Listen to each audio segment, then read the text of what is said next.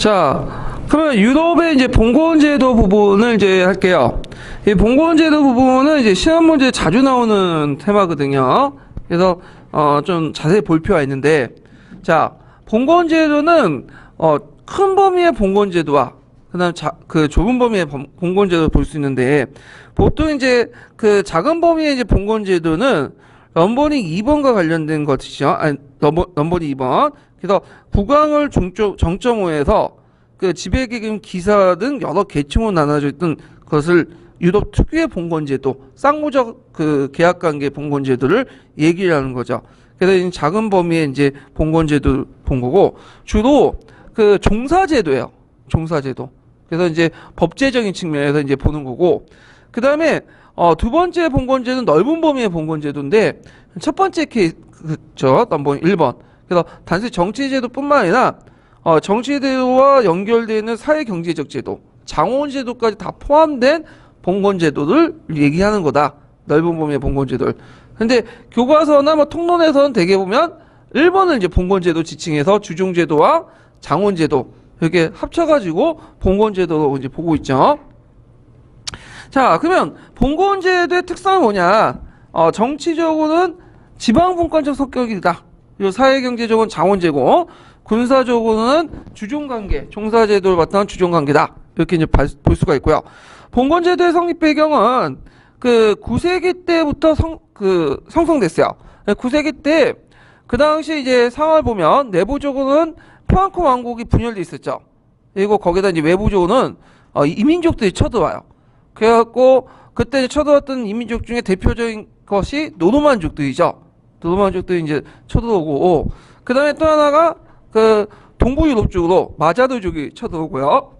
그 다음에 이제 남방 지중해 쪽으로는 이슬람 세력들이 이제 들어오게 되는데, 자, 그래서 이런 것들 내부 분열과 이민족 침입을 혼란한 사회에서 그다음 약한 사람이 강한 사람한테 들어감으로써 어떻게 돼요? 예, 봉건제도가 형성된 거야. 그래서 이제 그 안에서 강한 힘은 무력을 가지고 있는 사람끼리 이합집산을 하는 과정에서 이제 이런 봉건제도가 형성이 됐다. 그래서 9세기 때 형성돼서 11세기 때 확립이 된 거죠. 그래서 근데 이런 그 봉건제도의 이제 확립 시기와 이제 성립 시기는 모든 유럽에서 적용되는 건 아니에요. 주로 어떤 지역이냐면 서프랑크가 지배했던 영역, 주로 이제 프랑스 지역에서만 적용되죠. 그래서 앞으로 이제 봉건제도에 대해서 쭉 설명할 텐데, 이거는 그 모든 유럽 지역에서 그런 모습을 보이는 게 아니라 주로 서프랑크 봉건제도의 전형적인 모습 있죠? 여기를 중심으로 해서 얘기를 할 거예요. 예, 그런 것들 좀 기억을 해두시면 되고요. 자, 그러면 주의할 것은 봉건제도가 게르만족들이 침입해서 형성된 건 아니라는 거. 가끔씩 그 합격자들 답안을 보면, 예전 답안을 보면 그 4세기 때 형성됐다고 잘못하시는 부분이 있더라고요.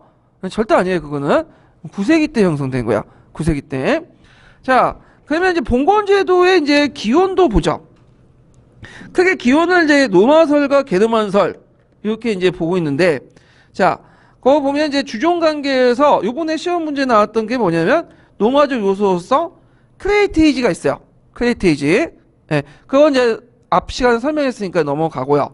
그 다음에 종사제도가 있는데, 이 종사제도는 언제 형성됐냐면 그 게르만족들이 이제 로마 사회를 넘어오기 전에부터 형성됐던 건데, 게르만족들은 이제 그 주로 농업이라든지 그 다음에 수렵이라든지 이런 걸 통해 먹고 사는데, 얘네들이 농업 기술도 그렇게 발달하지 못했고 생산량도 높지 않기 때문에 항상 먹을 게 부족했어. 그래서 얘네들이 종사단을 형성해서 약탈 경제를 한 거죠. 그때 약탈 경제할 때 그 당시 이제 약탈을 주도했던 대장가, 그 밑에 있는 시다와리가의 뭐냐면 충성관계, 이런 것들이 발달된 것이 뭐냐면 종사제도다. 이렇게 이제 보시면 되고요. 그 다음에 봉토, 장원과 관련된 것들인데, 프레카리움 제도가 로마적 요소가 있고, 그 다음에 게르만적 요소 은대지 제도가 있는데, 이 프레카리움 제도는 어떤 거냐 하면, 그 이제 이거는 이제 그 수도원이나 그 당시 이제 그 교회에서 일반 대중으로부터 여러 가지 토지를 받게 돼요. 기부를 받게 되는데, 그 토지를 기부받는 대신에 일반 대중들은, 그 토지 기부하는 농민들은 뭐죠? 소유권은 포기하지만 용인권을 갖게 돼요. 용인권. 용인권이라는 건 뭐냐면 그 토지를 사용할 수 있는 그 경작권이죠. 이런 제도가 이제 프레카님이고 노마에서 건너온 제도고요. 그래서 은대지 제도는 뭐냐? 은대지 제도 자체가 뭐야? 은혜를 베풀다는 뜻이죠.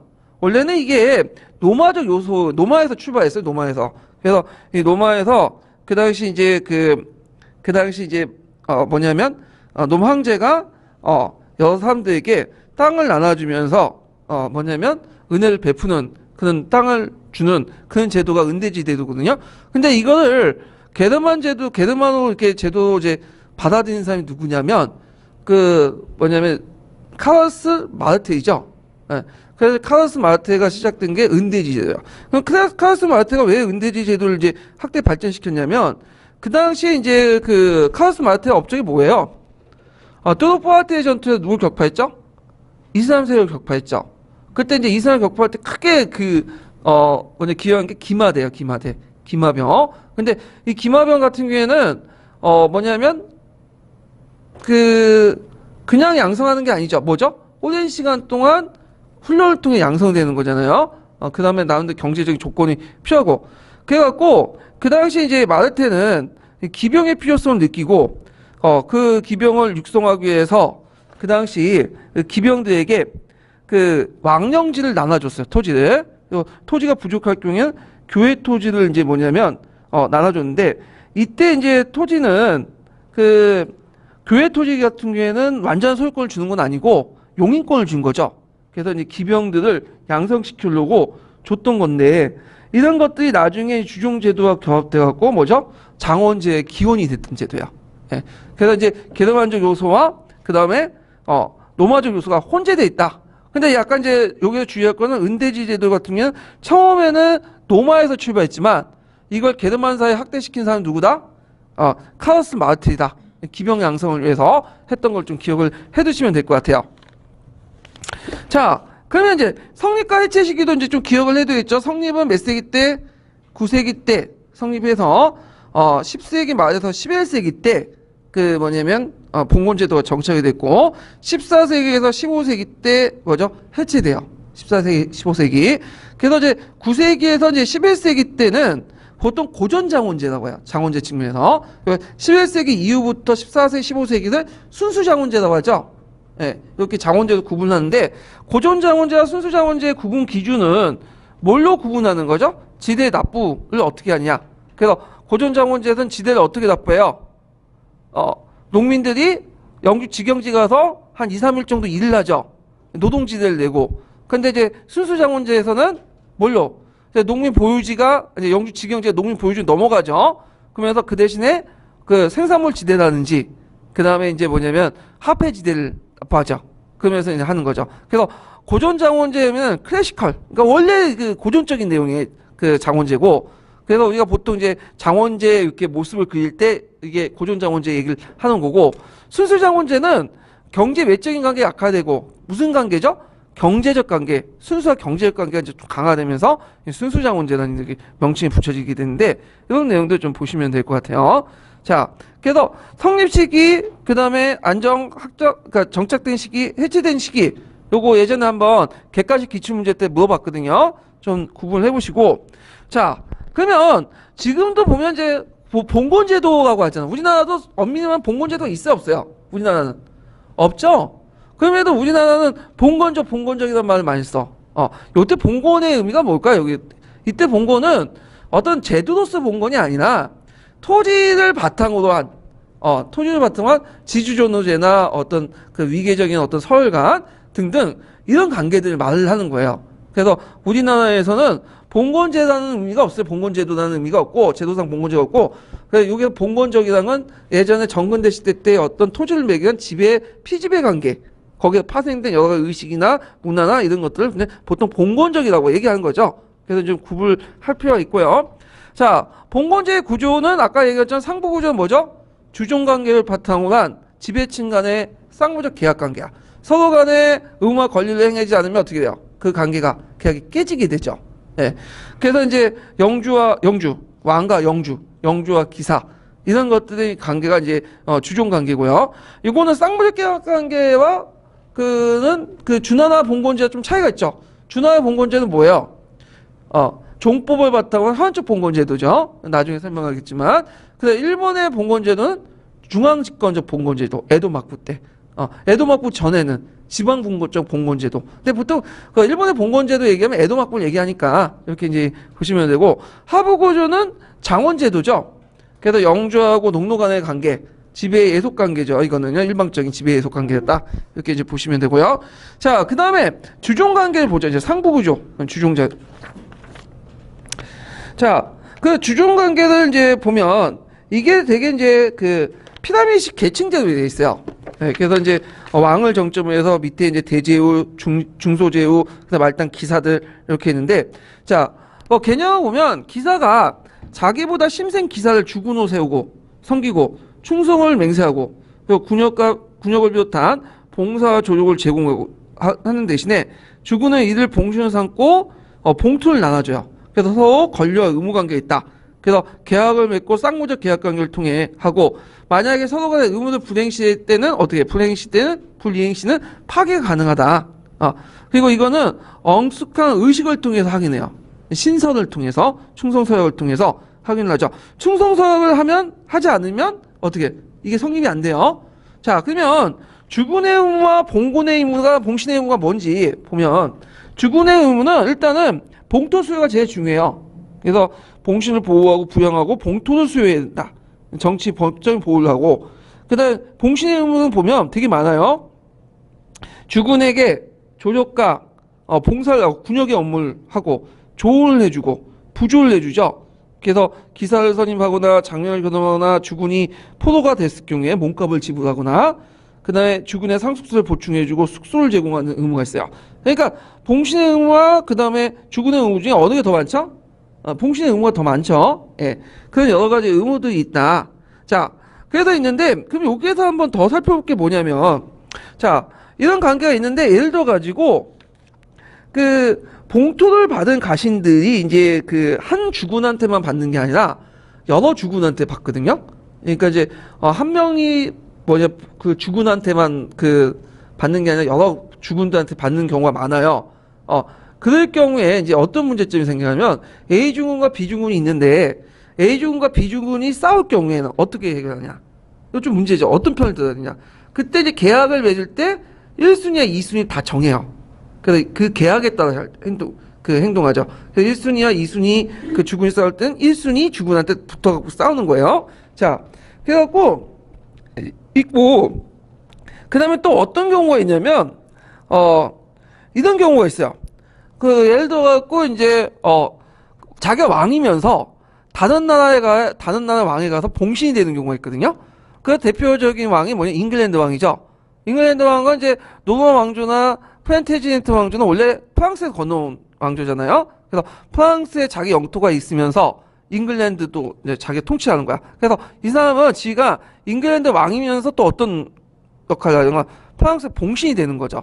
예, 그런 경우. 근데 힘은 누가 강해요, 실제로? 잉글랜드 왕이 강하죠. 그 다음에 역봉봉이라고, 역재봉봉이라는데, 하위 귀족들이 오히려 상위 귀족들을 또 봉신 삼는 경우가 있어요. 이런 경우도 있고, 상당히 복잡해요, 이 관계가. 그래서 단순화시킬 수 없다. 그래서 이제 이런 내용들이 있는데, 요거 좀 알아두시고요. 그 다음에, 그 지방분권적 요소가 이제 강한 것이 뭐냐면, 이게 불수불인권이라는 게 있어요. 이걸 공권면제라고 이제 얘기를 하는데, 여기에서 공권면제라는 것은 뭘까요? 공권면제. 국가 권력을 가지고 있는 것을 면제받는 거야. 국가 권력을 이제 국가에서 행사하지 않고 자기가 행사하는, 영주가. 자, 국가가 행사할 수 있는 그 뭐냐면 권력들은 어떤 것일까? 대표적인 게 징세권, 재판권. 지금 근대 국가는 다 그 징세권, 재판권 누가 갖고 있죠? 국가가 갖고 있잖아요? 근데 이거는 봉건 영주가 갖고 있는 거야.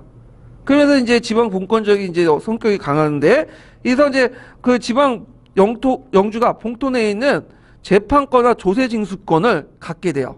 그래서 이거는 자기 주군도 간섭하지 못해. 그래서 자기 주군도 그 징세권과 재판권을 터치하지 못하고, 그리고 자기 주군이 그 자기 영내에 들어올 때 꼭 그 신하한테, 봉신한테 허락을 맡아야 돼요. 허락받지 못하면 어떻게 해요? 그 뭐냐면 들어오지 못하죠. 그런 문제점, 그런 것도 있다. 그 다음 재판권도 그 당시 극형, 사형을 선고할 수 있는 권한에 따라서, 고등사법권과 고등사법권이 아닌 게 있어. 고등사법권은 주로 이제 사형을 선고할 수 있는 권한이 있어요. 그래서 대형주를 가지고 있는 거고, 그 다음에, 사형을 선고할 수 없는 사법권이 있어요. 이거는 중소영주들이 가지고 있는 사법권이죠. 뭐, 이렇게 해서, 자, 이런 권리들은 이제 뭐냐면, 왕권을 약화시켜서 지방권을 촉진시키고, 경제 외적인 권리로 작용된다. 요때 경제 외적인 권리들이 뭐냐? 자, 경제 외적인 권리들은 뭐 지금도 약간 남아 있어요. 우리가 예를 들어갖고 회사에 들어가는데 회사 사장이 이제 뭐냐면 아들이 결혼식을 하거나 딸이 결혼식을 하거나 아니면 뭐 회사 그 사장의 아버님이 돌아가실 경우에 어디 가요? 장례식이나 결혼식 가잖아요. 근데 회사 사장이 죽을 때는 뭐 안 가도 되죠? 어차피 잘 볼 필요 없으니까. 자, 근데 이런 것도 있잖아. 그냥 이런 뭐 그 결혼식 가거나 장례식 안 가도 되는데 우리 가게 된다. 왜 그래요? 안 가면 찍히잖아. 솔직히 말로. 그러니까 이제 이런 것들은 경제 외적인 관계야.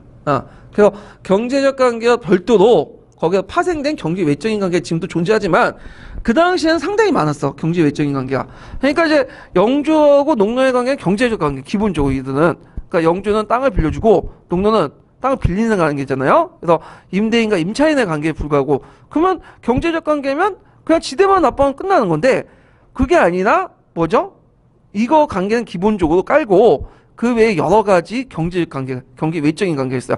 대표적인 국가 권력과 관련된 것을 보면 조세권, 그 다음에 조세 징수권도 있고 재판권도 있어야 되고요. 영주부터 재판을 받아야 되죠.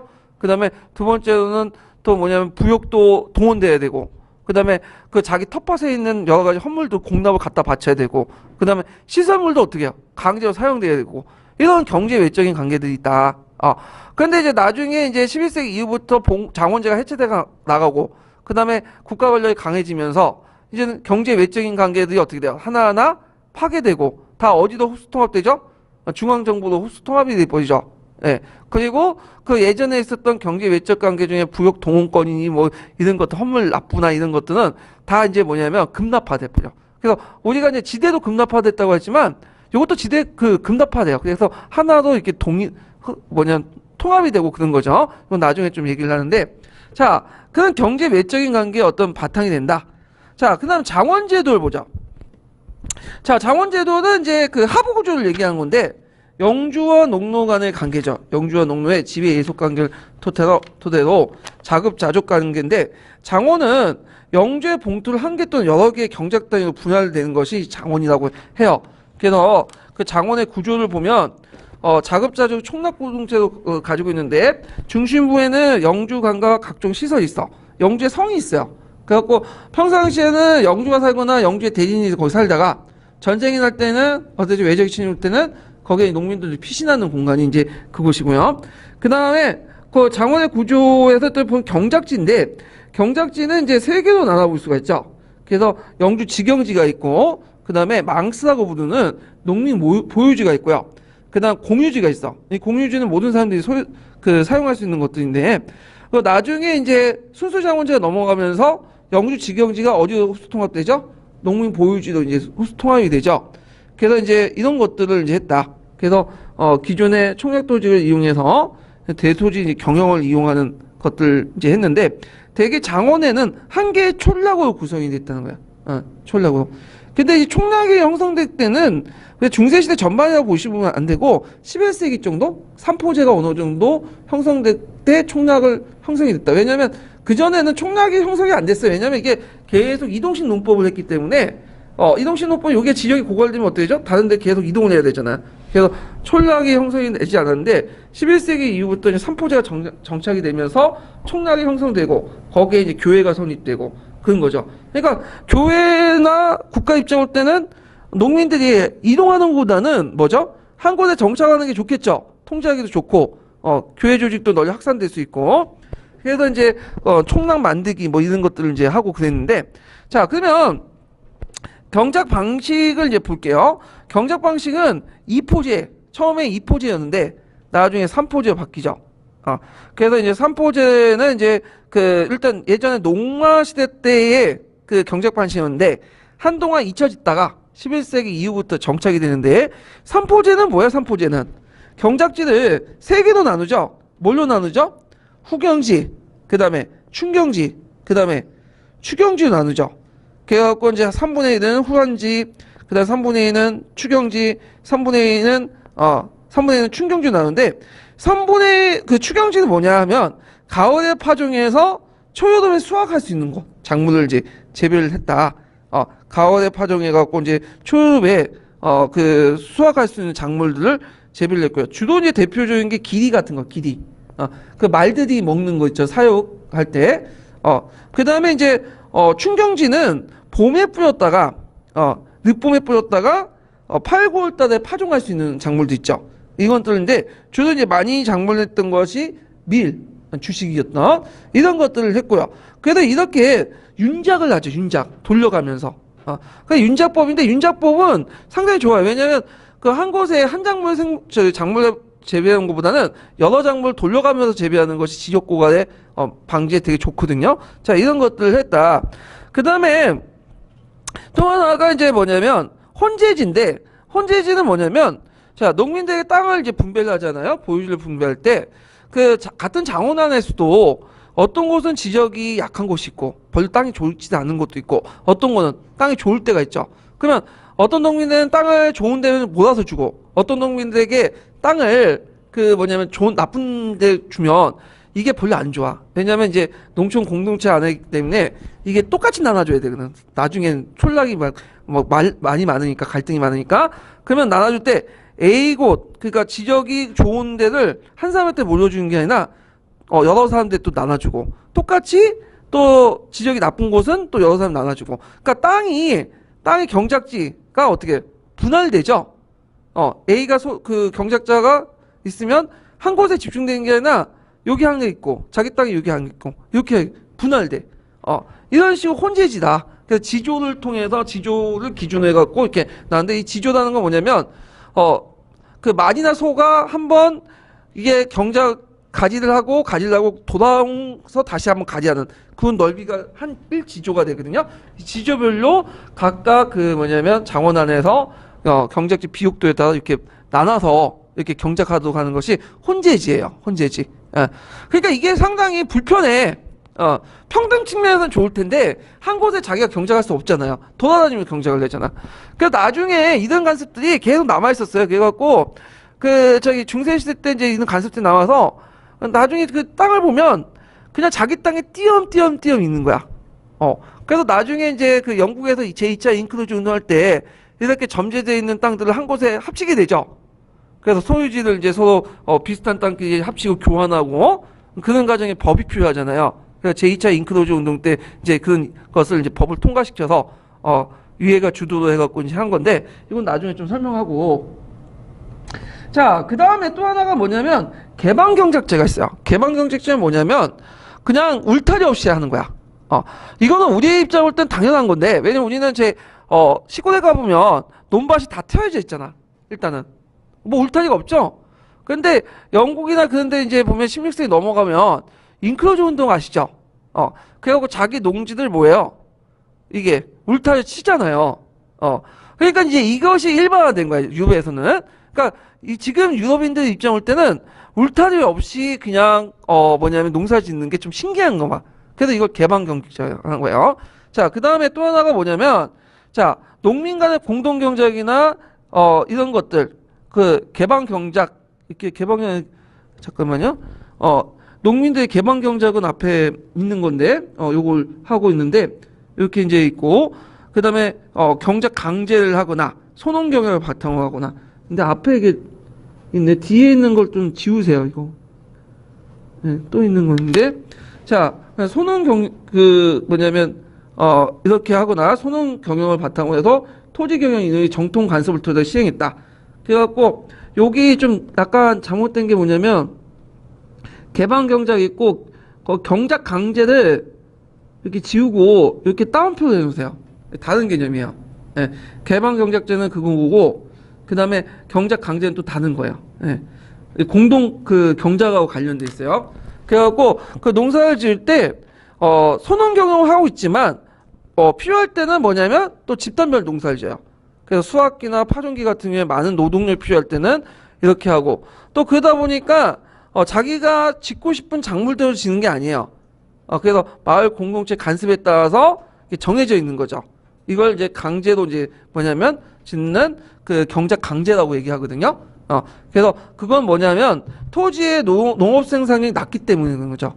상당히 낮았어요. 그래서 뭐 말이라든지 소라든지 경작 도구들을 그 당시 모든 사람들이 갖고 있지 않았기 때문에 마을 공동체가 빌려 쓰고 같이 하기 때문에 파종 시기, 수확 시기, 그 다음에 파종을 뭐 할 것인가 이런 것들 다 정했어.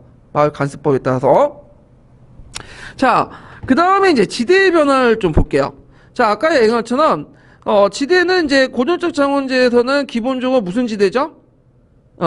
이건 노동지대야. 그래서 정기적으로 한 3일 동안 부역을 하는 거고, 그 다음에 기타 외에 경제 외적인 부역이 있어요. 예를 들어서 농민들의 생산물을 영주 거주지로 운반하거나, 영주에 뜰나무 작업을 하거나, 그 다음에 건축과 건물 수리하거나, 영주 저택에 경비를 하거나, 그 다음에 영주 저택과 농경지에 울타리를 작업하거나, 그 다음에 뭐 농민 부인들이 뭐 직조 및 재봉 작업하거나, 밀가루 재본, 양주 작업하거나, 이건 막노동을 시키는 우지시고 따는 요역을 하는 거고, 그 다음에 그 공납물도 갖다 바쳐야 돼. 예. 헌물납부가 있죠? 지대의 일부로서 그 닭과 계란, 직물도 납부해야 돼요. 헌물납부, 공납도 있고. 그래서 이제 이런 그것들이 나중에 이 기타 부역제도나 그 헌물납부 이런 것들이 나중에 뭐가 되죠? 지대도 급납화되죠? 이것도 급납화돼요. 이런 것도. 이제 문제는 이런 이제 헌물납부 같은 거, 공납물 갖다 바치고 그런 것들이죠. 이것이 프랑스 같은 경우에는 급납화되다가 말았어, 도중에. 이게 이제 생산물 지대도 계속 남아있게 되거든요. 그래갖고 프랑스 같은 경우에는 이미 15세기 때 이미 봉건제도는 없어졌어요. 장원제도는. 근데 이 생산물 지대 같은 공납 예전에 갖다 바치는 그 간행들이 그런 것들이 나중에 급납화돼가지고 나중에 이제 예전에 지금 아니에요. 그 당시에는 농노가 아니고 이제 자유민이라도 예전에 선조가 농노였고 예전에 선조가 귀족이었으면 그 농노가 예전에 그 선조가 농노였던 얘가 자유민이 누구한테 갖다 바치는 거야? 자기 선조가 선조인 그 귀족들에게 갖다 바치는 거야. 땅을 빌리지 않았는데도 불구하고 땅을 빌렸으면 당연히 줘야 되는데 그걸 뭐라고 하냐면 프랑스에는 생산물 지대라고 해요.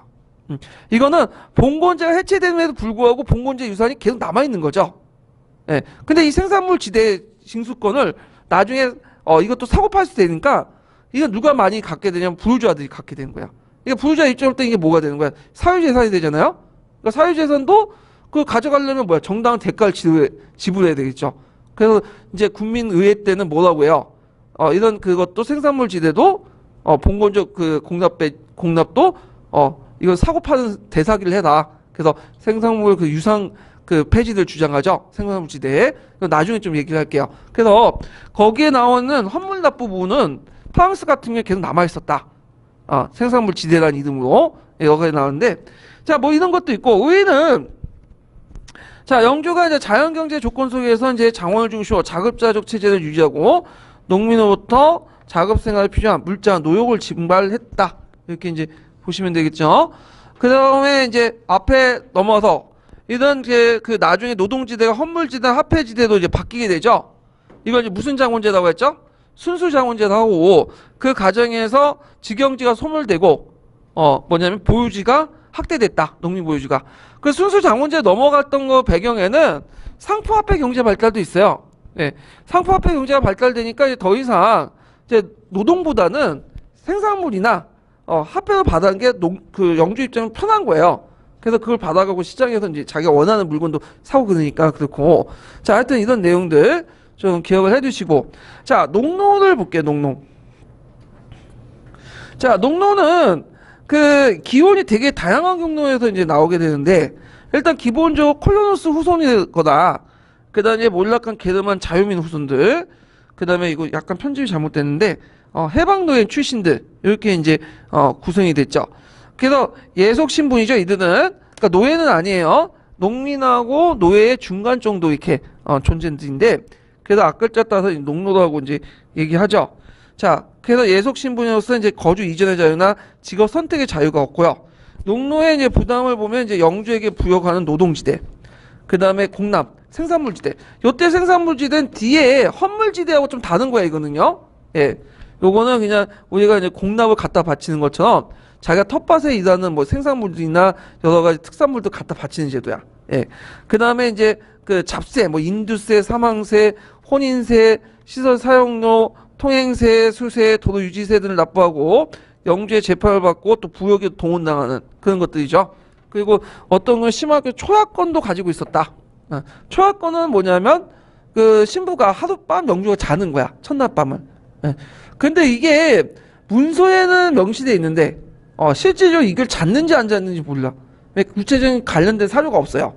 예, 그래갖고 문서에는 명시돼 있는데 구체적인 그 관련된 내용이 없기 때문에 그냥 만들어지거나 아니면 그냥 지켜지지 않는 것들이다 이렇게 보시면 될 것 같은데 없을 거야. 뭐 초약권이 있겠어요, 솔직히 말해서. 예. 자, 그 다음에 거기에 이제 이런 것들이 농노의 부담이고 농노의 권리를 보면요, 가정과 토지를 갖고 가옥 등 약간의 재산을 소유할 수 있고요. 그 다음에 총락공동체 간습에 의해서 보호할 수 있는데 이 간습법은 영주도 건들지 않아요. 예전부터 계속 내려오는 그런 건데 그러다 보니까 영주권도 제한된 측면도 있어요. 영주가 왜 안 건드냐면 일단은 농노도 기본적으로 살아야 될 거 아니야. 살아야 되기 때문에 그 뭐냐면 살아야지 영주 입장일 때도 계속 뜯어먹을 수 있는 거 아니에요. 그러니까 이제 영주 그 농노가 살 수 있는 어느 정도 최저의 생활을 유지할 수 있는 간습법을 보호를 받아야지만 그 장원도 유지하고 농노도 생존할 수 있고 장기적으로 영주도 그걸 통해 이득을 챙길 수 있기 때문에 간습법을 최대한 존중해줬다. 그리고 이것이 일부 영주권을 제한하는 요소도 됐다. 이렇게 보시면 되겠죠. 그래서 생산성은 고대 노예보다 높아요. 그래서 보통 노예, 농노, 자유민 이렇게 볼 때 노예가 제일 생산력이 낮아. 그럴 수밖에 없겠죠. 얘네들은 뭐 열심히 일을 해도 없는 게 없어. 이래나 저래나 어떻게 하든 이제 뭐 똑같으니까 열심히 일을 하겠어요? 일을 안 하잖아요. 그러니까 항상 그 관리 감독이 필요한 거야. 그래서 맨날 책찍질 시들리고 일을 하라고. 그 다음에 이제 좀 농노 같은 경우에 그 다음 단계죠. 농노는 그래도 나름대로 그 이득을 자기가 챙길 수 있는 거 아니에요? 그래서 그 당시 이제 중세 초기 때 그 노예들 해방을 많이 시켜줬어요. 농노를 만드는데 그 이유가 뭐냐면 노예는 생산력이 낮기 때문이에요. 그리고 우리가 이제 그 남북 전쟁이 일어날 때 북부의 농업 그 공장주 입장할 때는 노예보다는 자유민이 나았죠. 흑인을 할 때. 흑인 노예들은 그 관리 비용이 되게 많이 들어가요. 근데 자유민들은 임금만 제대로 주면 어떻게 해요? 열심히 일을 하잖아. 관리 비용 따로 필요 없죠. 자, 이런 것들 고려해가지고 이제 뭐냐면 그 생산성이 높고 그 다음에 이제 그 이런 것들이 중세사회 발전의 기본이 됐고요. 그 다음 농노와 노예 차이점을 좀 보면요. 그 농노는 이제 고대 노예와 근대 농민 간의 중간적인 어떤 존재가 있는데 그렇기 때문에 농민적 요소와 노예적 요소가 같이 있어요. 그래서 농민적 요소는 독립된 가족을 형성할 수 있고 그 다음에 부분적인 재산 소유와 토지 상속권. 이때 토지 상속권이라는 것은 소유권을 의미하는 게 아니라 경작권을 의미하는 거죠. 그래서 이런 상속제가 있었다. 그래서 농민들도 그런 그 약간의 재산과 그 다음에 또 결혼할 수 있는 권리가 있다. 그러니까 뭐하고 비슷하냐면 우리나라의 노비하고 비슷해요. 노비도 결혼해서 가정을 꾸밀 수 있고 그 다음에 뭐도 하죠? 나름대로 재산도 소유할 수 있죠. 근데 이제 그리스와 로마 시대 때 노예는 원칙적으로 재산이나 뭐냐면 결혼할 수 없어. 물론 번칙적으로 하는 경우도 있긴 했지만 이건 예외적인 거고. 그다음 노예적 요소를 보면 거주 이전의 자유나 직업 선택의 자유가 없고 그다음에 신분적 속박을 받고요. 그다음 영주의 경제 외적인 강제를 받죠. 재판권이라든지 조세징수권 이런 것들을 받는다. 자, 그래서 이제 이런 두 가지 요소가 같이 있다는 걸 좀 보시면 되고요. 자, 그러면 중세시대 때 농노만 있었냐? 시골에. 그건 아니에요. 일부 자영농도 있고 그다음에 농업 노동자도 있었고요. 아주 극소수지만 노예도 있었어요. 노예도. 그렇지만 대부분은 농노 신분이었다. 이렇게 이제 보시면 되죠. 자, 공동체적 성격과 간섭을 볼게요.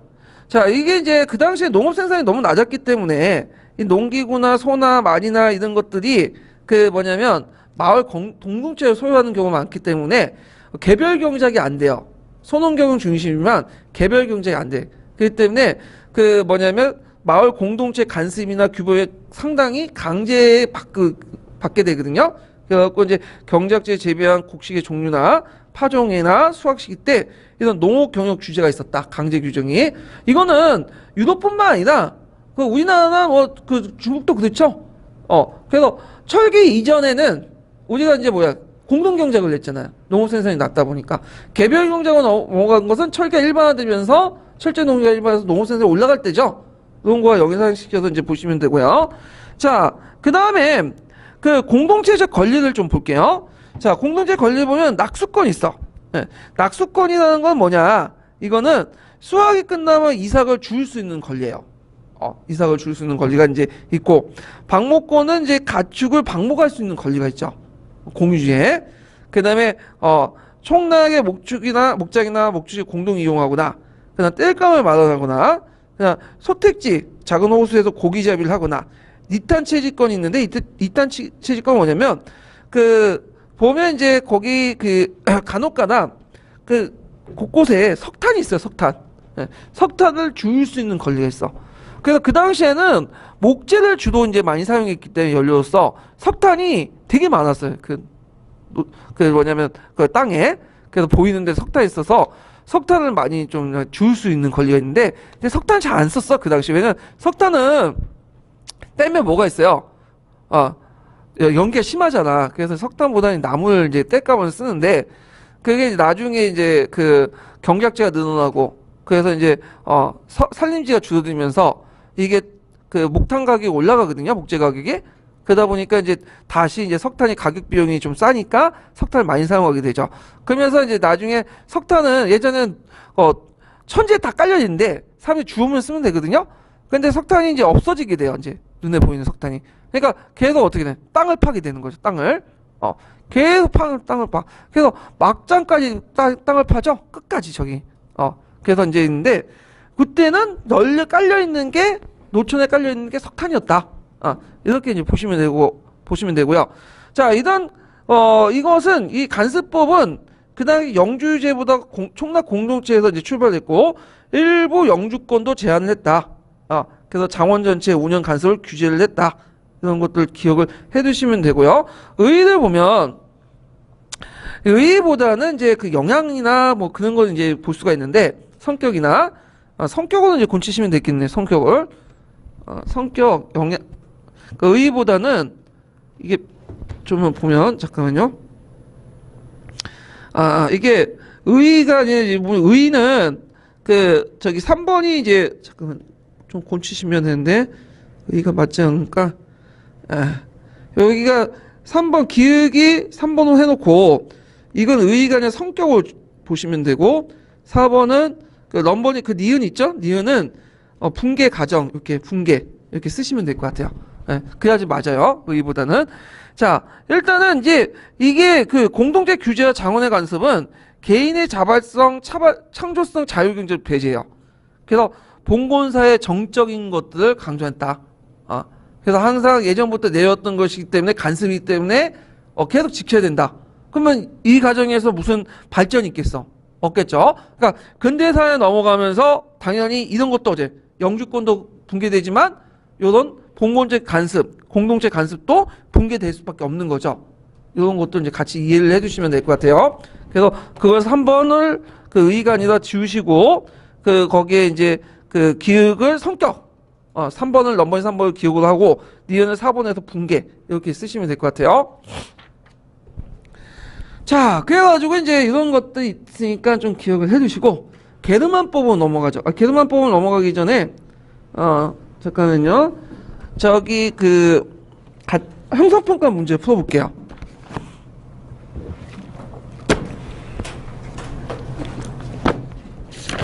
자, 197페이지 펴보세요.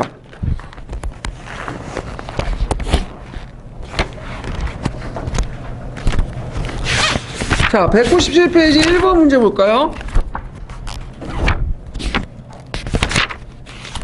자, 다음 기역과 니은의 의무를 각각 써보고 정치적 지방 분권화 형상이 일어난 배경을 니은의 권리 측면에서 두 줄 이내로 서술해 보시오. 이렇게 했는데, 자, 의무와 그 주군의 의무와 봉신의 의무를 각각 쓰시면 돼요. 거기 내용 있는 거를.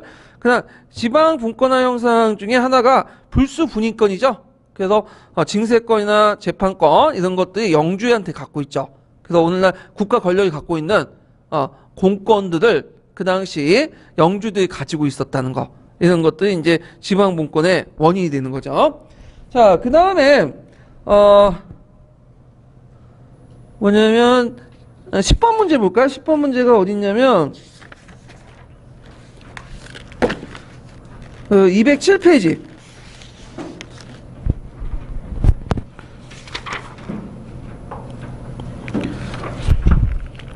자, 다음 기획과 내연의 내용을 서술해보고, 자, 9세기 때 봉건제도가 형성된 국내적 배경을 말해보시오.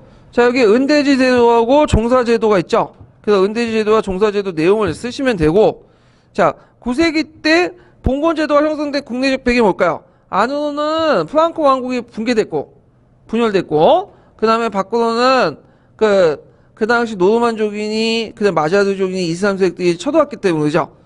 그래서 이제 힘이 약한 자가 힘이 강한 자에게 가서 들어감으로써 이제 봉건제도가 형성됐다. 이렇게 쓰시면 되겠죠. 자, 그 다음에 이제 206페이지 잠깐 펴볼게요.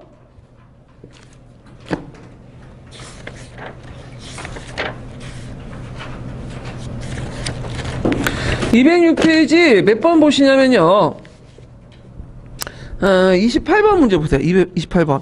요거는 이제 봉건제도가 이제 관련된 건 아니고요. 그 당시 중세사회의 어떤 시작하고 관련된 것들인데, 자, 여기 보면 이제 그 중세사회 시작을 보통 4세기 때 보죠. 그래서 서노마 제국이 멸망하고, 그 다음에 이제 4세기 때 게르만족 대규모 이동, 이렇게 이제 보고 있는데, 게르만족 때 대규모 이동을 했던 그 계기가 됐던 게 뭐냐면 훈족이죠. 훈족은 그다음 홍노족 일파가 보고 있어요. 홍노족이 이제 분열되면서 남홍로, 북홍로 이렇게 분열되잖아요. 후한시대 때. 그래서 남홍로는 그 만리성 이남원 내려오고, 북홍로는 쭉 가가지고 저쪽 이제 에틸라 민족이 이렇게 해갖고 이제 인도 쪽으로 내려온 민족도 있고, 그 다음에 4세기 때 훈족이라는 이름으로 등장을 했는데, 그 훈족의 민족 수장이 누구죠? 아틸라라는 사람이 있어. 유명한 사람이 있어요. 그 다음에 이제 그 경제적 이유는, 자, 그전에도 경제적으로 계속 이동했어. 네. 그래서 게르만족들은 그때 대규모 이동한 거고, 예전부터 이동을 해왔는데, 그 이유가 뭐냐? 일단은 그 당시 이제 게르만족들은 농경과 목축을 하고 있었는데, 인구가 증가되고 땅이 부족하고 농경지를 찾아서 계속 남아요. 특히 이제 그 게르만족들은 토지를 그 농사짓는 법이 별로 발달하지 못하기 때문에 그 이동식 농법을 하거든요. 이동식 농법은 한 곳에 정착하지 않고 계속 땅이 지역이 고갈되면 좀 밑으로 내려서 또 땅을 짓고 농사를 짓고, 또 지역이 고갈되면 어떻게 되죠? 계속 내려가는 거야. 그래서 이제 로마의 국경에 이렇게 들어오게 되는 거죠. 그러면서 충돌하고 일본 또 수용하면서 이렇게 이제 했다. 이렇게 좀 기억을 해 두시면 되고, 그 다음에 4세기 때 이 사람들이 막 이동을 하잖아요. 이동하면서 여러 곳곳에 뭐냐면 세워진 왕국들이 있어요. 그래서 그 왕국들을 이제 보면 롬바르족이 세웠던 롬바르드 왕국이 있고, 이게 이제 나중에 교황하고 갈등을 일으키게 되는 거. 그 다음에 반달족 같은 경우는 아프리카를 건너가지고 반달 왕국도 세우죠. 예. 그래서 여러 왕국들이 세워졌지만 오래가지 못했어. 오래가지 못했던 이유가 한 두 가지를 볼 수 있는데, 첫 번째로는 뭐냐면 인구가 너무 적어요. 게르만 인구. 전체 인구의 그 정복제 1, 2%밖에 안 돼. 그래서 막강한 군사를 가지고 정복했지만 오래 유지할 수가 없었죠. 그다음 두 번째는 문화적으로 너무 차이가 있고, 특히 그 근본적 종교적 문제 때문에. 그래서 보통 이제 내려왔던 민족들, 게르만 민족들 뭘 믿어요? 아리우스파를 믿죠. 근데 로마인들 뭘 믿죠? 아타나시우스파를 믿죠. 그 다음에 갈등, 이런 것들. 그래서 이제 프랑크 왕국은 계속 지속이 됐죠. 그 왕국은 예외적으로. 그 지속될 수 있었던 여러 가지 원인 중에 하나가 뭐냐면 종교 문제. 아까 이제 크로비스가 정통 부족신을 버리고 뭘 받아들인 거야? 로마의 정통 고지였던 아타나시우스파를 받아들였죠. 그래서 이제 오래 갔던 이유인데, 자, 이런 것들을 이제 염두에 두시고 쓰시면 될 것 같아요. 자, 그 다음에 다음 테마 넘어가죠. 다음 테마로 쭉 넘어가서 게르만법을 볼게요. 게르만법. 게르만법도 서양사 개론에 없는 내용이야. 이거 아마 저기 서양 중세사에서 제가 근거를 찾았거든요. 그래서 예전에 노마법하고 비교해 갖고 나왔어요. 개노마법하고 노마법이 차이가 뭐냐 이렇게 이제인데 나왔는데 제 생각에 나올 가능성이 별로 없을 것 같아요. 이게 뭐 그렇게 중요한 법도 아니기 때문에. 자, 개노마법은 이제 기본적으로 이건 성문법이 아니라 무슨 법이죠? 간습법이죠. 원시 개노마법은 간습법이야. 물론 나중에 이제 샬리법으로 정리해서 성문화됐지만 이 기본적으로는 간습법이다. 자, 그럼 개노마법의 재판 절차를 보자. 이게 그러니까 우리식으로 따지면 형사소송이야. 형사소송법 관련된 내용들인데 먼저 일단 피해자가 법정에 고소하고 그다음 피고는 출동 및 소환을 해요. 만약에 출두하지 않으면 범법자 선언하는데 이것은 노마법하고는 좀 다른 거죠. 노마는 원고가 피고를 데리고 와야지만 고소가 가능하고 재판이 시작되죠. 근데 요거는 피해자가 법정에 고소하고 자진적으로 출동하지 않으면 소환되지 않으면 출두하고 이제 소환하지 않으면 출두하지 않으면 어떻게 돼요? 범법자 선언하고 강제 소환이 되는 거야. 부족 내에서 그렇게 하는 건데 하여튼 부족민의 모임에서 이제 개노마 부족회에서 인민법정에서 족장이 이제 최종 판단을 하게 되죠. 예. 그래서 준사법주의에 반해서 이거는 오늘날 같이 그 소환이나 이런 것들을 누가 한다? 부족 공동체에서 같이 한다는 거죠. 이게 좀 차이가 있다는 거 노마법하고 이런 것들을 좀 기억을 해두시면 되고요. 이거는 뭐 우리나라 보면 삼국지 위지동영시에 보면 보통 이제 범죄인들 있으면 부족장회에서 하잖아요. 재가회에서 판결을 하고 그러죠. 예. 자, 그다음에 제2유죄 판단은 되게 원시적인데 초자연적 존재에 대한 선언의식. 그러니까 초창기 때는 어떤 건 부족신에게 선서하거나 그다음에 기독교 개종한 다음에 누구한테 선서하겠어요? 하나님한테 선서하죠. 이런 식으로 이제 하거나 그다음에 시제법이라는 게 있는데 시제법은 뭐냐면 고난을 겪게 한다는 그 결과를 보고 유무죄를 판단하는 거야. 자, 예를 들어 가지고 달군새 있죠. 달군새를 이제 가지고 이제 피고가 이제 빨갛게 달군새를 집어들어요. 정해진 거리만큼 옮기게 해. 그다음 화상을 입잖아요. 그래갖고 화상을 입고 이제 상처가 3일 뒤에 풀어서 보면 상처가 깨끗이 나아지면 무죄가 되는 거고 그다음에 상처가 골골 쓰면 뭐가 유죄로 판결되는 거야. 또 하나는 뜨거운 물이 있는데 뜨거운 물도 똑같은 방법이야. 거기에 담고 있다가 화상을 입으면 3일 뒤에 나아지면 무죄. 계속 안 나오면 유죄. 이런 식으로. 그다음에 이제 피고를 저쪽 어디면 일단은 물속에 잠그게 해요. 그래서 피고가 이제 물 위에 떠오르면 무죄가 되는 거고 물속에 완전히 잠기면 피고가 이제 피고가 물 위에 떠오르면 유죄 판결되는 거고 피고가 완전히 물속에 잠기면 무죄 판결되는 거죠. 물론 당기면 이제 구해주는데 나중에 이게 되게 원시적인 거죠. 그래서 이거는 뭐하고 비교해 볼 수 있냐면 노마법하고 비교해요. 노마법은 제 유무 판단을 할 때 뭐해? 증거나 자백을 하죠. 증거나 자백. 그러니까 증거와 자백이 있어야지만 유죄는 무죄를 기준하는데 여기에서는 되게 초자연적인 존재나 시제법을 통해서 한다. 그만큼 이제 법이 상당히 원시적이었다는 거, 원시적인 이런 것들. 지금은 자백을 예전에 자백을 했죠. 자백을 바탕으로 하는 건데 왜 자백은 편해요. 두들겨 패면 되잖아 그냥. 자기가 각본 딱 세워놓고 각본대로 말을 하자는 두들겨 패면 얘기하게 돼 있어. 근데 이게 좀 문제가 되니까 요즘에는 어제 첫째에 뭐죠? 증거를 하죠. 증거. 하여튼 근대법에는 증거와 자백이지만 이제 요즘엔 증거로 하는데 예전에는 그거보다 더하게 초자연적 존재나 그다음에 시제법을 통해서 판단했다. 이게 예전에 시험 문제 나왔고 처벌 방법은 뭐냐면 벌금형이야. 벌금형. 그 당시 감옥 시설 이런 것도 없었죠. 감옥이라는 그 개념이 등장한 거는 나중에 근대에 들어온 거고 그때는 이제 예전에는 개념만에서는 예전 초창기 때는 복수를 허용했어요. 근데 복수를 허용하다 보니까 사회가 유지가 안 되는 거야. 지금도 그렇지만 사적 보복은 안 되죠. 그래서 예전에 한번 그런 사건이 있었죠. 저분 다 아실 텐데 어떤 교사가 있는데 50대 교사가 있는데 진료교사예요. 진료교사인데 와서 이제 자기 가르치고 있는 애들 이제 노예방 가서 성추행했단 말이에요. 그래서 얘가 이제 엄마한테 얘기했어. 엄마가 칼 들고 와가지고 뭐예요? 죽인 거 아니야. 그래서 지금 10년형을 받았잖아요. 그러면 이해는 돼, 이해는 돼. 그렇지만 그렇게 그걸 다 허용할 뿐이면 뭘 하겠어? 어떤 선례를 남기죠? 개인의 복수는 허용될 수 있다. 만약 그 엄마한테 무죄로 때리면 어떻게 되는 거야? 나중에 좀 있으면 조금 불만을 가지면 뭐야? 다 죽이는 거잖아. 그러면 이제 이게 뭐냐면 사적 보복의 악순환이 일어나. 내가 당하면 그 가족들이 가만히 있겠어요? 가족도 죽이고 또 그 가족도 죽이고. 그러면 사회가 유지가 안 돼. 전투원도 손실도 많고. 그러니까 이걸 막기 위해서 벌금을 내는 거죠. 벌금을. 대는 사형 같은 걸 안 시켜요. 왜냐면 이것도 전투원 손실이잖아. 그래서 벌금형으로 하고 개인의 어떤 사적 복수는 금지시킨다. 이게 근대법의 주요 내용이에요. 예. 자, 그래서 이런 내용들 좀 기억을 해두시면 되고, 자, 의미는 뭐냐면, 자, 개념법의 의미는 매우 단순해요.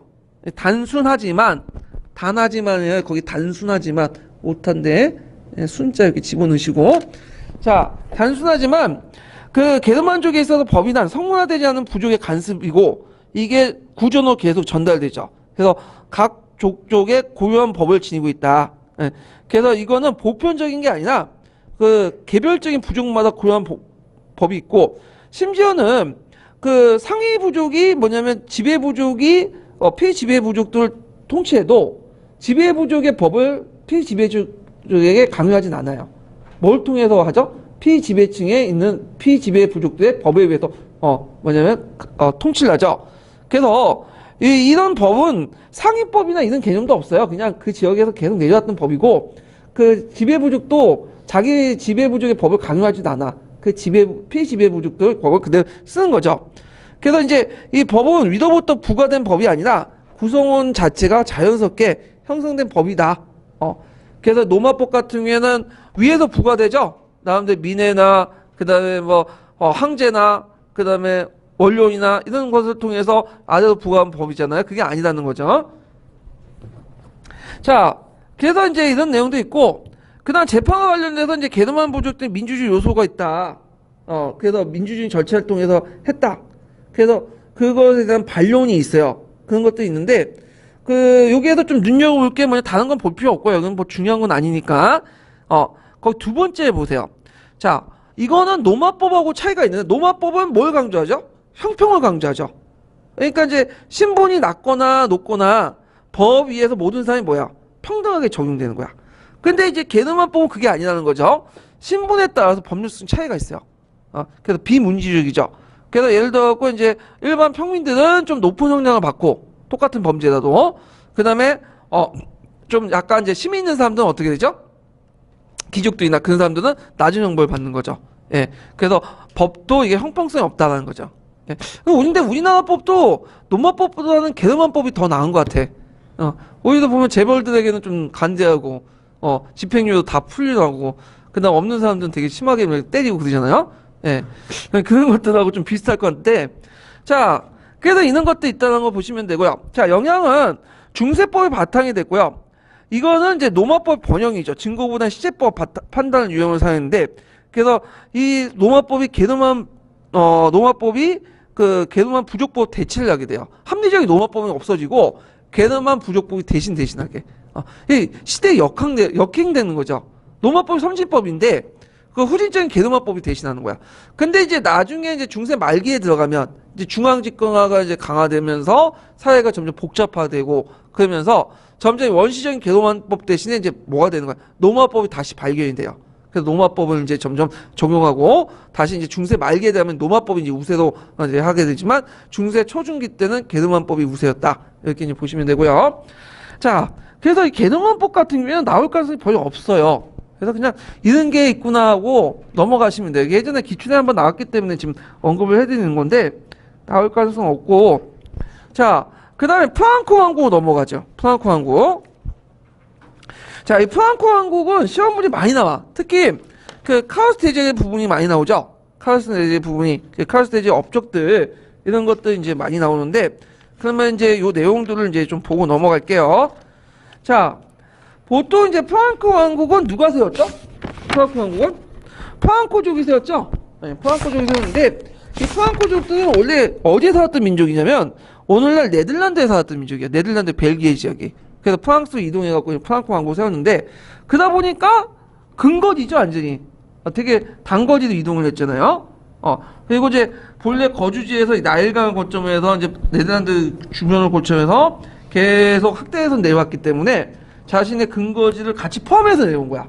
그러다 보니까 만약에 위기나 이런 걸 처했을 때 뭐냐면 자기 본거지로부터 인력이나 물자를 신속하게 받을 수가 있어.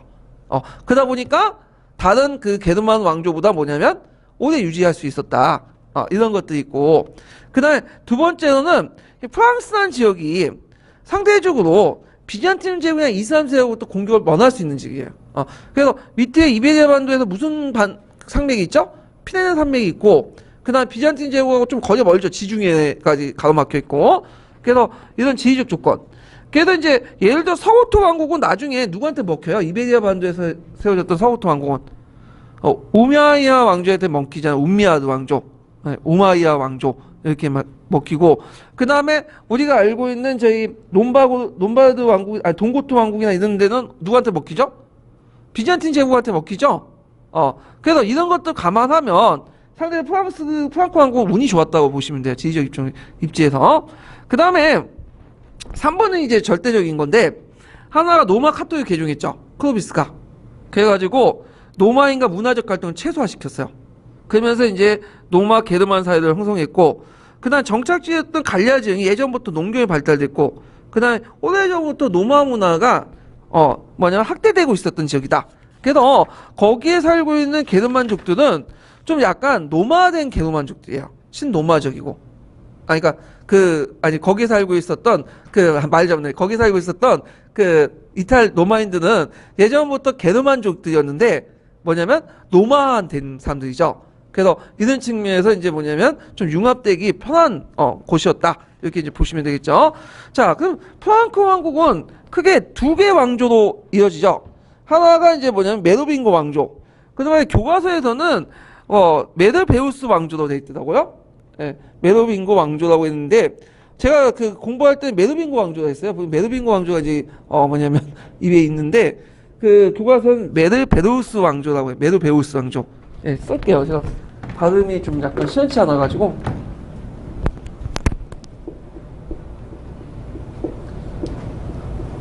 네, 메르베우스 왕조 이렇게 있거든요. 예, 아마 이게 불어하고 가까운 것 같아요. 메르빙고는 영어식 발음이고 이렇게 이제 있고, 그 다음에 제가 배울 때는 카로링고 왕조 그랬거든요. 예. 근데 이제 왜 카로스 왕조라고 돼 있더라고요.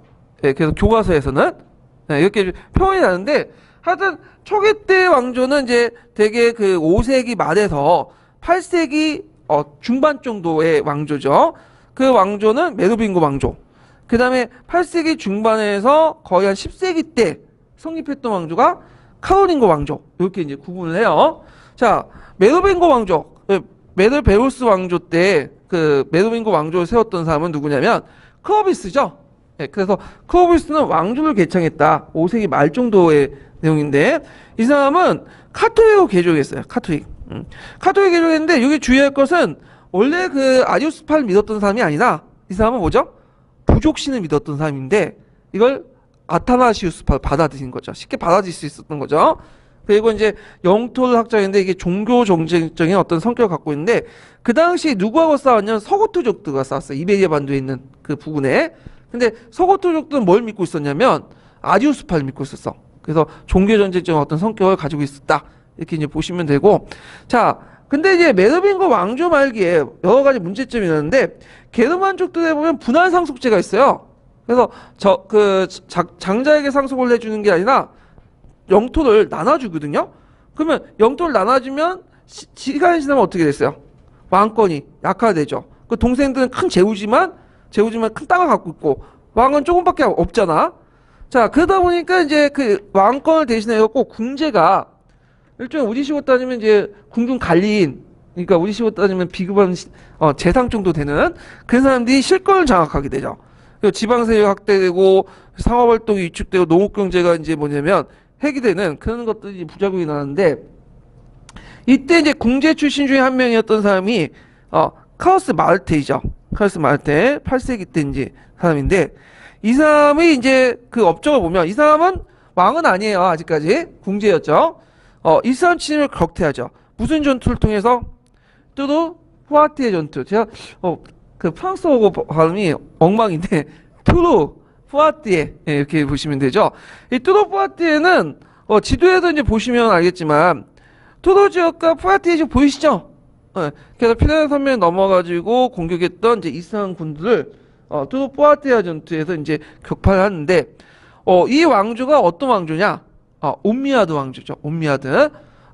근데 이제 책에서는 요즘에 옴미아드 왕조가 안 하더라고요. 우마이야 왕조라고 하죠. 우마이야 왕조. 근데 제가 배울 때는 옴미아드 왕조 배웠어. 이걸 영어식 발음인데 최근에는 이걸 또 아랍식 원어 발음을 이렇게 쓰기 때문에 좀 약간 그런데 자, 하여튼 그때 이제 옴미아드 왕조가 크게 격파할 때 그 큰 하락을 했던 부분이 기병대죠. 기병대.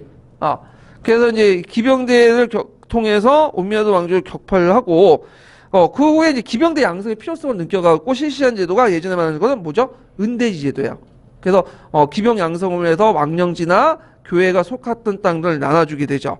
그래서 이제 이렇게 했는데 자 이때 이제 그 시기에 뭐가 건너왔냐면 동방으로부터 마하고 등자가 등장해. 등자는 어떤 거냐면 유목민족들 같은 경우에는 말을 탈 때 등자 필요 없어도 돼요. 말 이게 그 발걸이라고 하죠. 예. 그래서 왜냐면 자유자재도 이렇게 하고 거기에서 맨날 살도 쏘고 그러는데 그거는 밥만 먹고 그 짓을 했으니까 그런 거고. 근데 그 농경민족들은 그게 불가능하거든. 이게 말이 딱 고정돼 있지 않으면 다리가 고정돼 있지 않으면 뭐야? 흔들리죠. 흔들리면 말 타기도 힘들고 말 타도 그 위에서 뭐 창을 휘두르거나 화살 쏘거나 그런 것들이 불가능해. 그런데 동방으로부터 등자가 들어왔기 때문에 그게 이제 안정되게 말을 고정시키면서 무기를 사용할 수 있었던 거죠. 그러니까 훈련 기간을 많이 단축시킨 거야. 이런 것들이. 그래서 이제 고구려 그 기병상들 보면 항상 뭐가 있어요? 말 걸린 등자가 있잖아요. 예. 이런 것들만 여기서 이제 보시면 될 것 같아요. 자, 뭐 이런 것들, 예, 카로스 마르테 때 이제, 이렇게 있고, 그 다음에 카로스 마르테는 왕은 아니었죠. 근데 그 아들이었던 피핀은 왕이었어. 그래서 이제 피핀이 이제 뭐냐면, 왕조를 개청했는데, 자, 이때 이제 교황의 승인을 받게 돼요. 예, 교황의 승인을 받게 되는데, 그래서 이제 그때 먼저 그 피핀이 그 교황한테 편지를 보내죠. 프랑크 왕은 아무런 힘도 없으면서 왕위를 차지하고 있는 것이 과연 옳은 일입니까? 이렇게 질문을 하니까 이거 교황이 옳은 일이 아니다. 이렇게 하니까 교황의 이름으로 도유식을 받고 선유식을 받고 선유식 뭐예요? 머리에 뭘 얻는 거죠? 기름을 붓는 거죠. 그래서 성경에 보면 그 이스라엘 왕들이 이제 즉위할 때 선지자부터 뭘 받아요? 뭘 받는 게 아니라 기름에 머리에 기름을 붓잖아요. 그걸 이제 받고 왕이 되는 거죠. 그러면 이 당시 이제 교황하고 이제 협력 관계가 형성되는 거야. 자, 그럼 왜 그 당시 그런 게 협력 관계가 형성됐냐? 자, 일단은 그 피핀의 입장에서 힘은 있지만 권력은 있지만 권위가 없어. 권위가 없는 가정에 그 왕이 될 경우에는 반대파들이 어떻게 해요? 공격해 들어올 수가 있죠. 그러니까 자신의 권위들을 부여해 줄 수 있는 사람이 필요했는데 이 사람이 교황이죠. 그래서 교황이 선유식을 통해서 권위를 부여해줬고, 그 다음에 이제 그 교황 때는 초창기 때는 비잔틴 제국의 황제부터 보호를 받았는데, 이제 그게 갈라지게 되죠. 뭐 때문에 갈라지죠? 성상 숭배 금지령 때문에 이게 사이가 나빠지게 돼. 그래서 새로운 정치적 파트너가 필요한 거야. 그리고 그 비잔틴 제국은 황제는 저기 멀리 있잖아. 그러니까 자기 북쪽에 있는 롬바디아 왕족들이 막 쳐들어오니까 이런 것들을 좀 보호해 줄 수 있는 정치 세력들이 필요했던 거죠. 그래서 서로 간의 연합적인 어떤 것들 필요에 따라서 이게 결합이 돼요. 그래서 이 피핀과 그 교황 간의 관계는 그 아들 때인 카로스 대제까지 계속 이어지죠.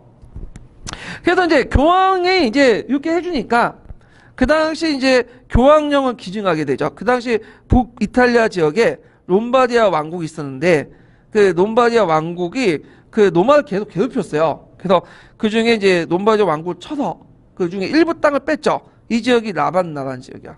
이 라반나는 그다음 유스티누스 황제 때 거기 그 이탈리아 반도를 잠깐 회복하잖아요. 그 라반나 지역의 총독부를 이제 개설했던 지역이고 상당히 중요한 지역인데 이 땅을 누구한테 줘요? 교황이었던 스테판 2세한테 주죠. 그러면서 이제 뭐가 되는 거야? 이게 최초의 교황령이 되는 거죠. 최초의 교황령이. 그래서 최초의 교황을 기증했다. 이렇게 이제 보시면 되고요. 자, 피핀의 아들이 누구죠? 피핀부터 이제 카우스 대제 그 왕조고, 피핀의 아들이 카우스 대제죠. 자, 이 카우스 대제는 다른 책에는 이제 프랑스어 샤르마뉴라고 하고, 또 때는 카을 대제라고 해요. 동일한 명칭이에요. 자, 이 사람은 이제 여러 가지 업적들을 이제 세웠고, 보통 이제 그 프랑코 왕국이 나오면 이제 카우스 대제의 업적들을 물어보는데, 활발한 정복 전쟁을 했다. 그래서 예전에 이 사람이 어떤 영토를 획득했는 걸 이제 물어본 적이 있어요. 거기 보면, 자, 지도를 보면요. 이 지도가 명확하진 않긴 하는데, 예전에 상당수의 소노마 영토를 다수 확보했죠. 특히 독일 지역 같은 것들을 이제 확보를 했고, 그 다음에 이제 좀 눈여겨볼 게 뭐냐면, 그 쭉 넘어가서 이제 베네치아나 이제 북이탈리아 지역 같은 경우 확보했지만, 남이탈리아 지역은 확보하지 못했어요. 그 남이탈리아 지역은 일부 비잔틴 제국이 지배하고 있었고, 그 다음에 좀 듣보잡 공국이지만 베네벤트 공국이 있어. 그래서 남이탈리아 지역은 확보하지 못했지만 거의 대부분 북부 이탈리아 지역은 확보를 했고요. 그 다음에 거기에 이베리아 반도는 확보하지 못했죠. 호 오마이야 왕조가 있었는데 그거는 이제 원정 중에 도왔기 때문인 거죠. 나중에 좀 얘기하겠지만, 자, 그런 내용들 이제 좀 보시면 되는데, 자, 그럼 영토 확장 과정을 보면요. 이제 롬바르족을 이제 공격을 해서 북이탈리아 지역을 완전히 통치를 했어요. 그래서 예전에 그 아버지 때 피피는 일부 지역을 공격해서 장악했죠. 근데 그때는 완전히 이 지역을 장악을 했고요. 그 다음에 섹슨족을 점령해서 카톨릭 개정했고, 이 섹슨족은 그 당시 어느 지역에 살았던 종족이냐면, 이게 이 섹슨족 하면, 앵글 섹슨 하면 잉글랜드 생각하잖아요. 근데 원래 이 섹슨족들은 저쪽 그 독일, 남독일 쪽에 살았던 그 네덜란드 북쪽 쪽에, 그래서 네덜란드 북쪽에 살고 있다가 건너간 거죠, 일부가. 근데 이제 일부는 계속 남아 있었어요, 거기에. 그래서 이제 있고, 그렇지만 이 섹슨족들이 나중에 또 반란을 일으켜요. 그래가지고 나중에 철수를 하게 되는데, 이베리아 반도 공격하다가. 보헤미아, 오늘날 체코 지역, 오스트리아, 헝가리, 유구의 일부를 정복하고 엘베강까지 확장을 시키고, 그 다음에 이제 예전에 시험 문제 나왔던 것이 뭐냐면 에스파냐죠. 그래서 피레네 산맥이 넘어가가지고 에스파를 공격했지만 실패하죠. 그래서 이게 노랑의 노래의 이제 소재가 되는데, 자, 다음 장 넘겨보세요. 이게 이제 중요한 거니까 이제 노랑의 노래 부분을 좀 얘기를 하고 넘어갈게요. 이 노랑의 노래가 이제 그 나중에 11세기 이후에 11, 12세기 이후에 등장한 노래예요. 그러니까 그때 당시에 불려졌던 노래는 아니고 그 뭐냐면 후에 11, 12세기 때 이제 불려준 유행했던 노래들인데, 자, 그 노랑의 노래의 목적이 뭐냐? 자, 거기에 보면 이제 이슬람 세력을 원정하고 스페인 원정을 이제 했는데, 원래 이제 이 노랑의 그 노래에서 이제 나오는 것을 보면 카을 대제가 원정의 목적이 뭐라고 되어 있냐면 그 이슬람 세력들을 물리치고 성전을 하기 위해서 한 걸로 되어 있어요. 근데 실제로 이제 그 이슬람 원정, 그 스페인 원정은 이슬람 세력을 원정을 하고 선정을 하는 게 아니라 영토 확정이야. 그러니까 이슬람 원정을 해서 성전을 했다는 것은 나중에 만들어진 얘기고, 그리고 이제 가정을 이제 보면요. 자, 그 노랑의 노래 이제 그 보면 내용을 보면 이슬람 북부 거점 도시였던 팜플레나 사라고스를 공격하다가 섹슨족이 북방을 공격해요. 그 나머지 있었던 북방족이. 그래갖고 점령하지 못하고 뒤 후퇴를 하거든요. 후퇴를 했는데 후퇴 조중에 피레네 산맥이 넘다가 어떻게 기습 공격을 하죠. 그래서 이제 젊은 장군이었던 노랑이 어떻게 돼요? 죽게 되죠. 그걸 이제 소재로 꼭 만든 건데, 문제는 요때 기습 공격을 했던 사람이 누구냐? 노랑의 노래에서 뭘로 돼 있어요? 이슬람 세력으로 돼 있죠?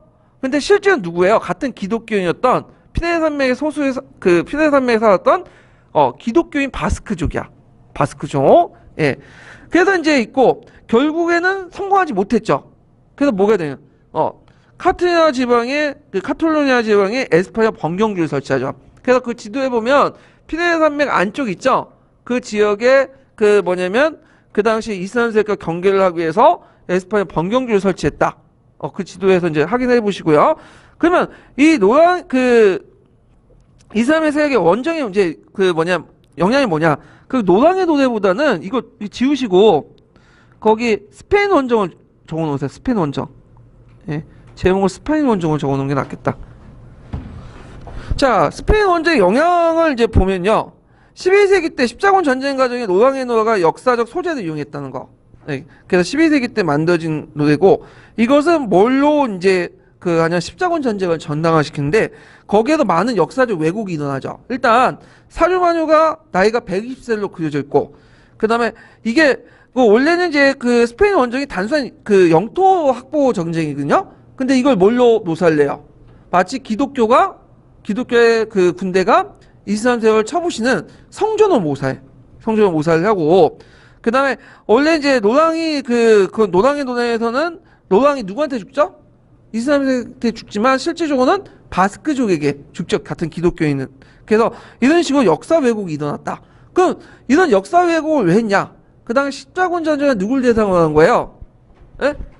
이슬람 세력들을 대상으로 한 거죠? 그러니까 예전에 역사 선례가 필요했던 거야. 그래서 예전에 역사적 소재를 끊어내서 이걸 서사식으로 이제 할 때, 노랑의 노를 만들 때 역사 왜곡을 저질렀다. 이런 것들을 좀 기억을 해두시면 될 것 같아요. 그래서 스페인의 원정을 나중에 노랑의 노래로 이제 소재로 해갖고 만들었지만 그 안에 상당히 많은 역사적인 어떤 오주가 있다. 왜곡이 있다. 그래서 요게 예전에 시험 문제 나왔죠? 이게 좀 기억을 해두시면 되고요.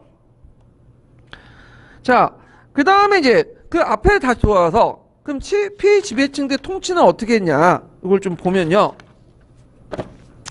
우리가 이제 정복하는 과정에서 이 사람은 단순히 정복 정제뿐만 아니라 이걸 통해서 기독교를 포교하려고 했어요.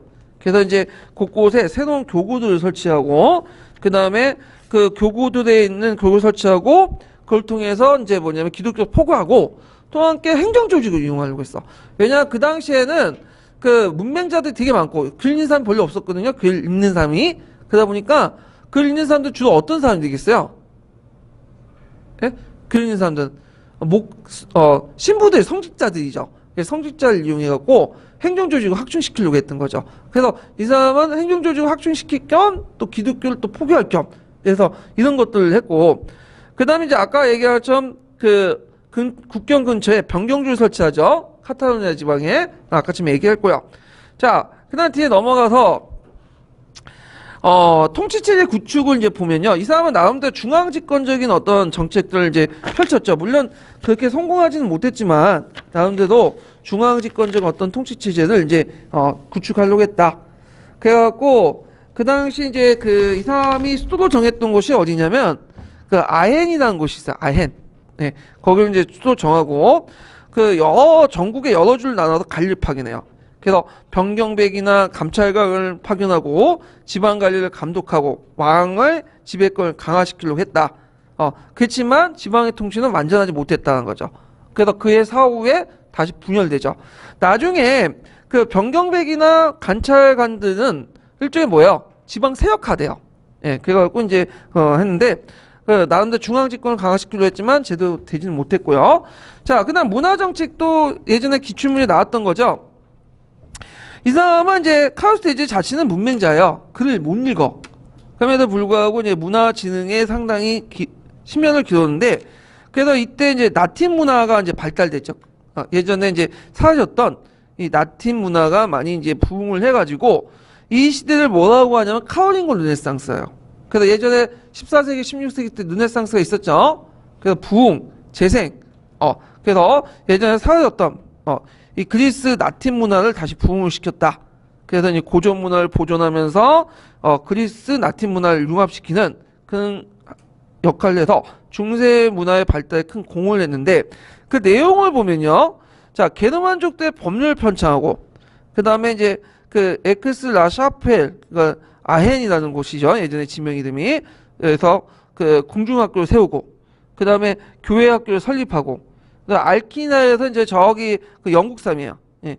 그래서 이제 앵글색슨 계통의 알킨을 이제 앵글색슨 계통의 베네디트 수도사인데, 이 사람을 초빙을 해서 학문을 육성을 했는데, 이 사람이 이제 라틴어를 읽고 쓰기가 가능하도록 종전에 이제 뭐냐면 라틴어 문자를 번역을 시켰죠.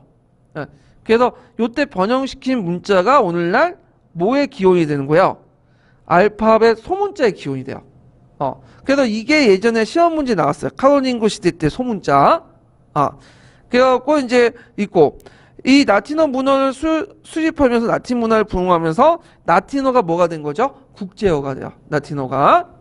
라틴어는 지금의 이탈리아어가 아니에요. 이탈리아어가 아니고 그 뭐냐면 예전에 고대 시대 때 로마 시대 로마 그 주변에 사용했던 언어야. 지금은 사어죠. 사어.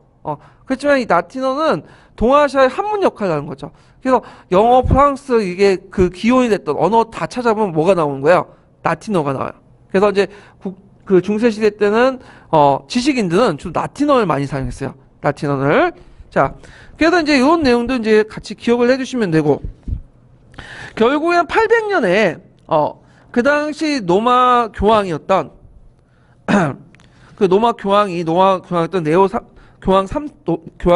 3세가 그 뭐냐면 카르스 대제한테 서노마 항제관을 수유를 하죠. 그래갖고 이제 서유럽의 새로운 질서를 마련해서 서유럽 문화권을 형성하고 교황이 동로마 항제부터 독립이 되고 그리고 서유럽에서 이제 속권과 교권이 분리되는 그래서 이제 이렇게 해서 했다. 그래서 이제 예전엔 비잔틴 학제에게 종속이 됐는데 이런 것을 단절하고 주도권을 이제 행사하게 되고 다음대로 교황이 독립해 나가는 어떤 정치적 기반이 됐다. 이렇게 좀 보시면 되고요. 그래서 서유럽에서는 동력과 달리 재정 분리가 아니라 재정 일치가 아니라 재정 분리죠. 그래서 교황하고 황제가 대등한 관계에서 이렇게 세력을 구축할 수 있는 기반이 돼요. 그래서 교황은 황제한테 뭘 줘요? 권위를 부여해주고 그 다음에 황제는 그 교황한테 실질적인 보호자 역할을 해주는 그런 관계, 스폰서 관계가 형성이 된 거죠. 자, 그 다음에 거기에 이제 그 서유럽의 새로운 질서를 마련을 했고 서유럽 문화 형성을 했고 게르만 문화, 로마 문화, 기독교 신앙이 서로 견합이 됐는데 요 부분 있죠. 새로운 질서를 마련한 부분을 요 부분 서유럽의 문화권 형성 부분 있죠. 요거를 좀 위로 올리세요. 위로. 문화정책 부분을 올리세요. 그래서 이제 거기 문화정책 서유럽의 문화 형성 부분 보면 게르만 문화, 로마 문화, 크리스토교 신앙 부분 있죠. 그것을 저기 카톨리코 르네상스의 의로 적어놓으세요. 의. 넘버링 디귿을 해갖고 의. 왜냐면 서양 세계는 이거 묶어서 설명해놨는데 이렇게 정리했는데 교과서에서는 이거 설명할 때 서유럽 문화권 형성을 그 카톨리코 르네상스 쪽으로 설명을 해놨어요. 의들. 웬만한 다 대부분 책들은 찾아보시면 알겠지만 그래서 보통 카톨리코 르네상스의 문화정책 의 이렇게 쓰면 서유럽 문화 형성권 이렇게 쓰시면 돼요. 게르만 로마 문화, 기독교 문화를 융합시켜서 서유럽 문화권을 형성했다. 이렇게 쓰시면 맞을 거예요. 예. 그래서 이제 서유럽의 새로운 질서를 마련했다는 건 그 서노마 황제가 수요의 의미고 이 부분 좀 분리해서 보실 필요가 있어요. 그래서 석에는 이게 막연하게 묶어서 서술해 놨거든요. 예. 자, 그러면 그 당시 이제 그 교황부터 서노마 황제를 받으니까 그 동로마 황제는 처음에는 인정을 안 했어. 근데 결국에는 그 나중에 땅을 몇 개 떼어주고 달마티아 지역을 떼어주고 그러니까 그 대가로서 동로마 황제가 인정을 해준 거죠. 나중에 서노마 황제가는. 자, 그래서 이제 이런 식으로 이제 좀 기억을 해두시면 되고요. 자, 그렇지만 나중에 또 뭐예요? 분열되죠. 네. 특유의 이제 분할상속제 때문에 또 분열돼. 그래갖고 이제 이렇게 베르댕이나 메드신 조약을 계기로 해서 분열되고 그래서 이제 메드신 조약을 통해서 동프랑크, 그 다음에 서프랑크, 중프랑크 이렇게 분열되는데 동프랑크는 오늘날 독일을 말하는 거고요. 그 다음에 서프랑크는 오늘날 프랑스를 얘기하는 거죠. 그 다음에 중프랑크는 오늘날 이탈리아 이렇게 이제 했다. 자, 동프랑크 같은 경우는 이게 도중에 완계가 쉽게 끊어져요. 서프랑크나 그래서 이제 이렇게 그 계승한 동프랑크, 서프랑크 이런 계승들 중프랑크 그 완계가 금방 끊어진 게 뭐냐면 이건 유럽의 결혼제도에서 찾아볼 수 있어요. 유럽 같은 경우는 우리나라처럼 중국처럼 일부 다처제가 아니죠. 일부 일처제야. 일부 일처제다 보니까 그 결혼을 제대로 못해. 이제 한 명밖에 결혼 못해요. 물론 또 이혼을 해갖고 결혼할 수 있지만 기본적으로 한 명이야. 그러다 보니까 아들을 생산을 잘 못해요. 아들을. 우리나라 같은 경우 아들 잘 생산하죠. 그러니까 활동이 이어져야 활동이 금방 끊어져. 이게 그러니까 왕조가 어떻게 됐어? 바뀌거나 끊어지는 거죠. 예. 그래서 동프랑크, 서프랑크 이런 왕조들은 좀 지나다가 왕조가 끊어져요. 그래서 이제 동프라 같은 경우에는 이제 그 제후드의 왕을 선출했는데 그 대표 중에 오토 1세죠. 오토 1세가 마자르 절골 격퇴하면서 또 이탈리아 네달을 진압하면서 교황으로부터 소노마 황제관을 받게 돼요. 그게 이제 오늘날 신성 로마 황제의 기원이 되는 거죠. 예. 그래서 소노마 황제관을 받으면서 신성 로마 황제의 기원이 되는 거고요. 자, 그다음 서프랑크 같은 경우에는 또 가게가 끊어져 갖고 뭐죠? 카페 왕조가 되는 거죠. 일드 프랑스 지역의 유국 카페가 왕위가 돼 갖고 카페 왕조 이어지고. 그다음에 이탈리아는 더 복잡해. 이탈리아 같은 경우에는 북부 지역 같은 경우에는 도시국가도 형성되고, 그 다음에 중부는 어떤 지역이죠? 중부 지역은 그 당시 교황령이고, 남부 지역 같은 경우에는 처음에는 동로마가 장악하고 있다가, 그 다음에 이슬람 세력들이 또 장악하고 있다가, 다시 이제 독립됐다가, 왔다 갔다 하고 스페인 지배에 넘어갔다가, 프랑스 지배에 넘어갔다가, 그래서 이게 분열돼 있었다. 이탈리아는. 특히 이탈리아 같은 경우에는 독일 왕자들이 계속 간섭을 해요. 이탈리아 국내에. 왜냐면 독일의 신성로마 황제관은 누가 수여하는 거예요? 교황이 수여하죠. 그러니까 교황을 장악하기 위해서 이탈리아 문제에 계속 간섭을 하게 되고, 이탈리아 안에서도 있는 분열돼 있고 그것 돼서 그러다 보니까 독일은 통일을 잘 못해. 영국, 프랑스는 나중에 통일되잖아요. 잘 빨리. 근데 왜냐면 독일 황제가 국내 문제보다 어디에 신경 썼기 때문이죠? 이탈리아 문제에 신경 써. 그래서 신성로마 황제는 그 어떤 구신점이 못해요. 독일의 구신점. 오히려 이제 나중에 영방국가의 하나였던 프로이센이 구신점 역할을 해서 19세기 가서야, 후반에 가서야, 1871년에 가서야 독일이 통일되는 거죠. 이런 것들 이제 봐두시면 될 것 같아요. 자, 그러면 관련된 그 내용을 이제 볼게요. 그 형성평가 부분을. 자, 몇 번 문제를 보시냐면요. 일단은 이게, 아이고, 잠깐만요. 이게 몇 번이야? 9번 문제 잠깐 볼까요? 9번이요?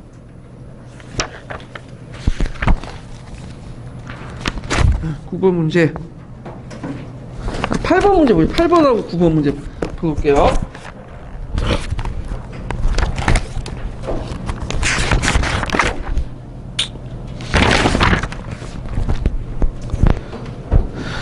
자, 클로비스의 다음과 같은 조치인의 결과를 두 가지 서술해보고 클로비스가 수용한 기독교 종파가 무엇인지 말해보시오. 예, 클로비스는 전쟁이 끝난 후에 왕비에게 자신이 어떻게 예수의 이름으로 전쟁을 승리했는지 말해주었다. 그러자 왕비는 주교를 불러 왕에게 복음서를 가져다 주기를 청하였다. 자, 뭐 이런 내용도 있는데 요거는 이제 이거는 뭐와 관련된 내용이죠? 기독교 개종인 거죠. 그래서 그때 개종한 종파는 아타나시우스파. 그래갖고 이제 그 결과 프랑코 왕국 로마인과 융합하여 왕국의 토대를 마련했고, 그리고 다른 당명했던 게르만 민족과 달리 유럽 세계 중심 세우고 오랫동안 계속 유지가 됐었다. 이렇게 이제 보시면 되겠죠. 물론 이 얘기가 그 당시 진짜 팩트를 반영하는 거라고 보지는 않죠. 나중에 클로비스가 기독교를 개종한 다음에 왜 개종하는 걸 좀 약간 사람들에게 합리적으로 설명해야 될 거 아니야. 그래서 만들어진 담론이라고 보시면 돼요. 그냥 이런 것들은. 자, 그 다음에 9번을 볼게요. 9번. 자, 가와 나의 역사적 의의를 각각 써보고, 그 다음에 나와 관련된 카를 대제 구체적인 정책 세 가지 쓰시오. 자, 이거는 카르스가 이제 800년에 그 뭐냐면 교황부터 로마 황제관을 받은 거고, 그 다음에 나는 이제 뭐와 관련된 거죠? 요 당시 이제 카르스 르네상스 관련된 거죠.